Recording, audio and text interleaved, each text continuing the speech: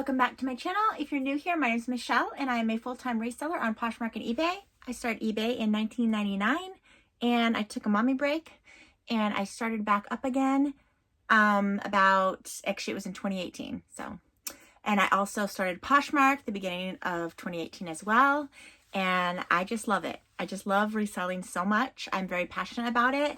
And they say if you could find your passion, do that as a job, and that's what I've done, and I couldn't have been more happier with my choice regarding fashion, sales, and just that type of stuff. So I'm just going to show you, I have my receipt today. I mentioned, I think in my last haul video from the Goodwill thrift store, I was going to start telling you, instead of telling you what I paid for each item, I will still insert it here of the list of what I generally pay for each item. But the total was $76.89. So $76.86. Compare that if this was new. And I think it would be probably 2 bras. Actually, it would be more than $76. Okay, so I found 4 of these bras. They're all the same size. And they retail for $65 each. I found 4. I paid $2.49 per bra. So I'm going to list all of these bras for $25 and take $20 offers. And they are size 34 triple D. 34 triple D. Paid $2.49 per bra. And I found 4. So that was great. Okay, so I did also find 4 swimsuits. Our one-piece swimsuits are $4.99. I generally never find one-piece swimsuits that are good for reselling. Maybe, I don't know, 3-4 times a year. I've never sold bikini bottoms, but these are Victoria's Secret, and they're a popular style, so I did pick them up, and they gave them to me for $2 each. And so they're all size large. They have the cheeky backs, the little scrunch, and they do have the little Victoria's Secret emblem. And they're just basically bikini bottoms unless you want to wear them for underwear. One in black. One in this bright hot pink with an orange inside. And they look new. I've already washed them, so they're good to go. When picking up any swimsuit, you do, need to look at the crotch area. And you could kind of tell, you could tell if a garment's been worn a lot, or you could tell if it's new without tags, or I should say I could. Once you start thrifting, you will be able to tell by the fabric if it's like new or if it's too worn and tired looking. These, again, are all size large. I'm going to list them for all $25 each, just like the bras, and hope to take $20. So these are the only ones that without the ruching, still size large, and it has a little gold emblem up at the top. And they're so beautiful. They're so cute. They're very, very pretty. And again, there were 4 of them, and I got them for $2 each. Oh my goodness, this color's my favorite. Little squash. And so I got those. Okay, so now we're going to move on to shoes. I'm just going to move you along with me over to the shoes, and then we're going to do those clothes right there. So I've been finding Clarks on the weekly. Only 1 pair, but still. I have been finding them on the weekly, and I've been selling them on the weekly. And our Goodwill has the color system, and 9 out of 10 Goodwills use that color system. So if you are new to thrifting, new to Goodwill, go into the Goodwill, find out with the shoes and the items, they usually put a sticker. And once you keep track, on your phone or just write it down on a piece of paper, they go through 4 colors. In our region, it is yellow, orange, green, blue. And it just repeats month after month. So that way, if I did go to the thrift store every single day, I don't go to the thrift store every day, but if I wanted to, I could, and I would just be looking at the new color of the week. So every day they're putting new merch in the store, and I'm just casually going through the clothes, going through the shoes, and looking for the color of the week. And that's because I go every week, so I could keep track of the color system. So I'm not there for hours on end, with no rhyme or reason going through so many hundreds of thousands of clothing items. So for clothes and items, they use a sticker. And for clothing items, I already started de-tagging, but I have the tags right here. This week is green.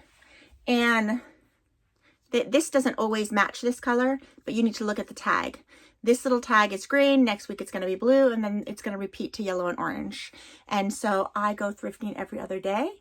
or every 2 days even, but I try to do every other day, if not every 2 days.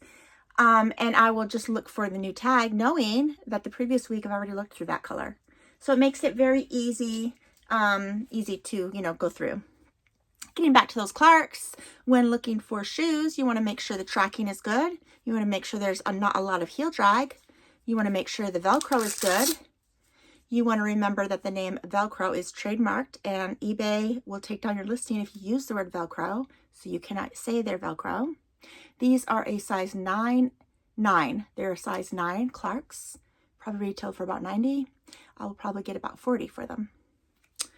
All right, so these are these vintage beauties. Oh my goodness. I thought they would fit me, but they don't. They're one size too big. These are a size 12 vintage clogs. I would say they're unisex. Very heavy. They're very heavy. They are genuine leather. Hippie vibes for sure. Boho vibes for sure. And I will probably sell them as unisex. They're a size 12 women's, or a men's probably size 10. And they're really, really well made. When looking for clogs, you want to make sure all that stitching hasn't come undone. So if they are stapled, make sure the stapling's good, make sure the stitching is good, make sure the bottom's good, and kind of do the, if they're wooden, clog test to make sure that there's no cracks in the wood. The last thing you want to do is sell them and then someone wears them and they just fall and they break, right? So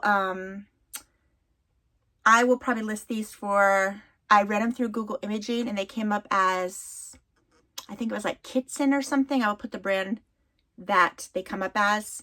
I ran them through Google Imaging and the brand came up, and apparently they used to have a sticker, of course it came off, a sticker right there back in the day with the brand name, and that's how I found out the brand name. And I tried them on. They're 1 inch too big, and I know my size, so that's how I sized them at a 12. So they do just have a 2 on the bottom. So in the description, I will take 15 pictures regardless of all the angles. And then I'm going to take my measuring yardstick and take a picture of the length and of up there. So the length and there, that is how I size them. And then I will tell them that they are a size 12. Don't say that you think they're a size 12. Be confident. I say that in a lot of my videos. Confidence, guys, confidence. You need to be confident with your passion, your trade, your craft. You want to be confident. And hopefully with whatever you're doing, you've been doing it for a while, especially if you're my age and you are confident. Okay, the next is a new to me brand, Isola. They're a 4 inch suede Oxford loafer. Let's show you the brand. I have never heard of this brand. There we go. I hope you're able to see it good. Standing in front of the window, guys. I've never heard of this brand, but I saw that these were a good style, being Oxford. And the style's also called Twee, T-W-E-E. Or maybe even granny core because of that Oxford. And yeah, just picture them with a long prairie dress, or picture them with your jeans, straight leg jeans, and just that part is popped out of the jean, the longer jean, not crop pants, regular jeans, white Oxford shirt. Oh my goodness, looking like $1 million. So I saw these, I liked the style. I noticed they were genuine suede, so I ran them through Google Imaging and I saw that they had at least a $40 comp in this size, so that's why I picked them up. I pay $6 for each pair of shoes. All right, so then I also found health and beauty. I've been finding a lot of shampoos and conditioners, good quality shampoos and conditioners, and that is why I picked them up. They are, I don't think they've been used, maybe once. So I don't know if it was just another YouTuber maybe who bought them and it just didn't work for their hair. But Paul Mitchell is a salon brand, and I will put right here how much this big 33 ounce 1 liter retails for.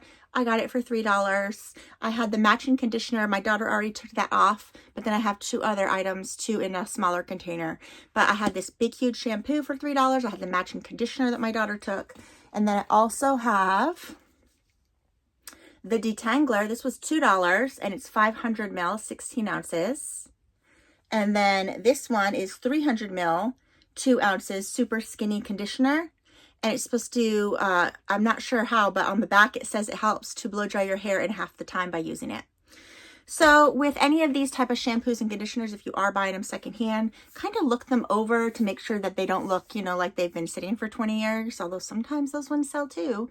Open them up, give them the smell test to make sure that they haven't turned. This one is so full. It's, wow, smells fresh. And I have smelled this before, so I know what they're supposed to smell like. So yeah, you want to do that. You want to smell them. You want to look at them. You want to make sure that you're not getting any faulty product. Of course, at that price, you could always toss it. But I'm not sure if I'm going to keep them or sell them. They're kind of heavy. So if I sell them, it would have to be on Poshmark. I'd probably end up selling them. All right, I also found a South Beach Skin Lab Repair and Release Cream, 30 mil. And this was $1. And it retails for $59. So I brought this to sell. I use a lot of skincare myself, but I am happy with what I have, so I'm not planning on keeping this for myself. Again, I took it out while I was at the thrift store. I opened it up to make sure it was all sealed and no one's finger has been in there. You know, it's sanitized, it's new. I checked to make sure the expiration date was good, and there you have it. You could sell it. So I paid $1. I'll probably just list it for $20. And I mean, even if I took an offer of $15, I paid $1, right? The other thing I paid $1 for, and I think these retail for $29. This is a new to me brand. I've heard of the brand before, but I've never used the brand. And this is a brand new concealer called I'm Flawless, with a little derogatory word right there before I'm Flawless. Il Maquillage, multi-use perfecting concealer, and the color is 2.5. If that's your color, I will have this listed in my Poshmark and eBay closets, which are located in this YouTube description. So check it out. Again, I think this retails for $29. I paid $1. I'm hoping to get $20, but we'll see. So let me just show it to you again. I made sure I opened it. I made sure that it wasn't tampered with and it looked new. There it is. And that is the color, 2.5. Beautiful container. And this is supposed to be very equivalent to Tarte's Shape Tape, if you're familiar with that brand and that concealer. It is ultra, ultra full coverage. Again, 2.5. Okay, that is it for all of that stuff. And now I just have some clothing to show you. I want to talk a little bit about jeans with you. Not Your Daughter's jeans was very popular about 15 years ago. I still buy the ones that are made in the USA because they still sell for me. Some of them are made in Mexico and those ones don't do as good for me. But this is a size 10 straight leg dark denim blue jean, high spandex because you could feel the stretch in it. And they remind me of a Goldie jeans if you're familiar with those. And these are size 10 and size 10 has a 30-inch waist. So now this is a modern size 10 with a 30-inch waist. So now we're going to be talking about vintage jeans. I looked out and found some vintage jeans, some Lee jeans, and some vintage Calvin Klein 80 jeans, which I used to wear in the 80s myself. They still have the crease. They have, I mean, back in the day, guys, inseams weren't 27, 28, and 29-inch inseams. Inseams were long back in the day. But throughout the years, to cut costs on items, not to mention fast fashion, but just to cut costs, they've started omitting about that much of the jean. And that's why normal jeans that are like 30 inches or even 32 inches are called tall. Maybe it's just that people are shorter nowadays. I don't know. But I just know in the 80s, all jeans were what they consider tall nowadays. And it's just a matter of, I watched a documentary on it, and that's why I'm not just blowing wind out of my mouth here. The documentary said that someone took a deep dive and they cut costs by just removing some of the fabric. They cut costs. They do that with canned tuna comes to mind, because canned tuna used to be, I think, 8 ounces. Then it was 6 ounces. I think a large can of tuna now is like 5 ounces. It just keeps on getting smaller. They do that with everything, a sign of the times. So these are Calvin Klein jeans and made it 100% cotton, made in the USA. These are size 14, guys. I'm going to show you this. These are size 14, and let's compare them with a size 10 modern. So these were a size 14, and this is the size that I was on my wedding day, and that was 30 years ago. I was a size 14, and I thought I was huge. But vintage size 14 versus modern size 10. And we're going to be putting the 10 in the back so that you can see what sizing does throughout the years. So these Calvin Kleins are a size 14 and these are a size 10. Look at that, at least 2 inches extra. So now let's take a measurement. The Not Your Daughter's jeans across are 15 inches. 15 inches across, so around a 30-inch waist for a size 10 modern woman. A size 14 in the 80s jeans had a 14 to, I mean, I could stretch it to 15. I could stretch it to 15. So let's say 15. Let's stretch it to 15. So even though they're not, let me lay them flat, guys. I don't want to stretch it to 15. I want to give you an accurate 14. A 28-inch waist. A 28-inch modern waist is a size 8. So even though they say a size 14 in the 80s, it was a size 8 modern. So if you are a size 8, these will fit you. And so when listing vintage jeans, I will put the tag says 14. I will take all of the measurements. Probably has a really high rise because they used fabric for that too. And it wasn't even called high rise. It was just jeans, guys. I remember shopping. I was a shopper in the 80s and rise was not a thing. There was no low rise. There was no medium rise. It was always 14 inches. And I mean, I think they call them mom jeans now, but they've just made fashion so complicated. And when you're taking a rise measurement, you take the crotch seam all the way up to the waist, and it's actually 12.5 inches, but the backing is a little bit higher, and that is 14 inches. So when listing vintage jeans, you want to put the measurements. For category, you do not put vintage jeans at what they say on the tag for vintage, because the people that are actually a size 14 are going to be terribly disappointed, because when they click on your listing, they will see the tag that says 14. They will be excited that they found some vintage jeans, and they are not going to fit. So I would put them in a size 10. If it was 10, yeah, a size 10. So this is a modern 8 to 10. And I will probably put it in a size 8 so that when someone clicks a size 8 and sees them, they will fit. And then in the description you put, they measure this much of a waist. They're, a waist. And on the tag, they're vintage. They say a size 14, but I put the waist measurement because I want them to fit you. And that's usually what I put in the description. I even put it just like that. I want them to fit you. That says to your buyer that you care. And hopefully you do care. I care.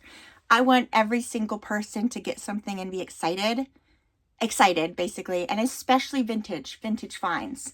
If you are a size 8 or 10 and you are tired of modern fashion and you can't find a good 100% cotton jean unless you're paying $200+ for a designer pair that are 100% cotton, I want them to fit. I'm going to check this inseam real quick too.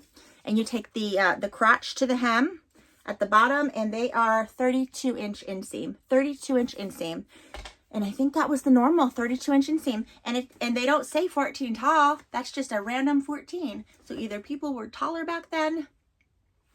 I don't know. Were they taller back then? They had to have been taller back then. Because again, I don't remember tall and short being a thing. You just got your jeans. And I believe if they were too long of an inseam, people just cut them and frayed them. Or rolled them up. If you are an 80s teen, do you remember tapered jeans? Comment below, where we would roll it up twice and then your white slouch socks would be going over the roll. And that was our skinny jeans. Okay, moving right along with jeans. 2 vintage Lee jeans made in the USA. I've done some research, but not a lot of research. I am thinking these are 70s or 80s. And they, again, super tall, 100%. And let me show you. So Lee as a brand, even Calvin Klein does not do well. But if they're vintage, you need to take a second look. And if they are made in the USA, get them. I will put recently solds right here for these Lee jeans. All right, so the first thing is the tag. It just looks old. So that was a good indication that they were vintage. Then the sizing, which modern sizing has a tag usually. It usually says it right here, or it has a tag on the side. Now, vintage jeans back in the days would have them on the zipper, and that's exactly where it was. And, oh, made in the USA. Let me take a second glance. They're size 13. Do you remember size 13? I think they call those junior sizing now. Made in the USA, 100% cotton, size 13. Look how small that is. What is the waist on a size 13 jean? 14 inches. So 28 inches around. 28 inches around.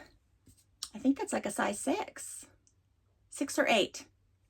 So I feel like unless you want them skin tight, I don't think most people like skin tight. These are probably going to fit someone who's a size 6.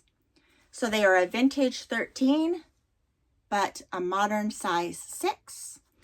And I'm going to be listing all of these vintage jeans for $100 each. I will take $75 offers.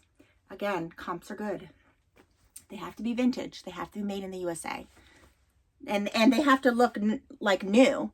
And when they're 100% cotton, they could be washed and washed and washed, and they just stand a test of time, guys. Not like today's jeans that just wear and you're busting out in the middle and you're getting whiskering. It's just not good.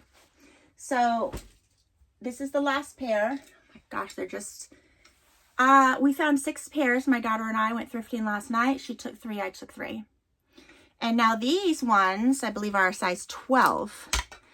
Again, look to make sure they're vintage. Look at the tag. Oh, it might be vintage. Let me look to find the tag. Oh, it's by the zipper. It is vintage. Let me see if they're made of the USA. These are size 12. Made in the USA. Oh my goodness, union tag. They are old. They're probably 70s then, not 80s. They have the union tag on them. Now, let's check that measurement. Again, size 12. Vintage size 12. Let's check the waist. 13.5 inches. 13.5 inches. So 26, still 26 because you don't want it skin tight. 26-inch waist. Wow. 26-inch waist. I think that's a size 4. But they say a size 12 on the tag. Isn't that crazy? That's just crazy. So I'm assuming that they switched sizes to make us women feel thinner than we are. I don't know. Because look how small that is. And back in the day, you'd say, oh, I'm a size 12. Now 12 and up is considered plus size. So a 26-inch waist isn't plus size. So anyways, but that's a 26-inch waist. And it's a modern size 4-6, I would say. Crazy. All right, I could do a whole video on that, guys. I'm just passionate about it. All right, so this was something else. Okay. Tommy Bahama as a brand doesn't do very well unless it's 100% silk. I found 2 100% silk tops, and they are extra, extra large man's button-up shirts. Just beautiful. I will put right here how much they retail for. And in my mind, I would like to get about $40. They're both size 2X. They had the green tag. And normally, right before I'm getting ready to cash out, I walk through the men's aisles because, let's face it, there's men's aisles opposed to women's aisles. I think men's is like a quarter, if that, of women's. I mean, the attention to detail. Look at the swordfish on the side of the seam. These are great, great shirts. Again, extra, extra large men's 100% silk tops. Gorgeous. And I paid $4.99 for them. All right, this little top I was going to keep. I had it on. I wanted to love it. It was just a little bit too big. J. Jill tends to run big. Beautiful chocolate brown color, cuffed sleeves. Mixed media has like a different fabric right here. It's like a little bit softer. It's all soft, but it has, I think, a different fabric. I'm going to look to see what the fabric is in a second. Just a long tunic, covers your rump, covers the bum, and it's stretchy, it's extra large, it has attention to detail, that button down there. Again, cuff sleeves, nice tunic length. It's just really, really nice. I just like my tops to be a little bit more fitted, and that's why I decided to let it go. So it's tencel and spandex. 92% tencel, and I think the sleeves are spandex.